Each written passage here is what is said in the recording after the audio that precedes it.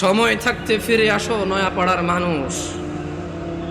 নয়াপাড়ার মানুষ নিজেকে মুসলিম মুখে বললে চলবে না, মুসলিম পরিচয় দিতে হবে।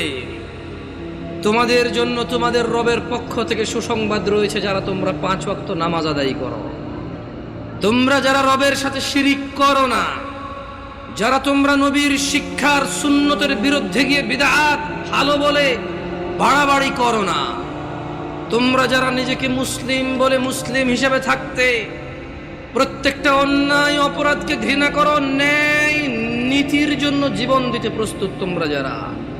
তোমাদের জন্য রবের থেকে সুসংবাদ রয়েছে। নয়াপাড়ার মানুষ, তোমাদের রব পুরো পৃথিবীর মানুষের জন্য বলছে, ইন্নাল্লাযীনা ক্বালু রাব্বুনাল্লাহ, নিশ্চয়ই যারা বলে আমাদের রব আল্লাহ,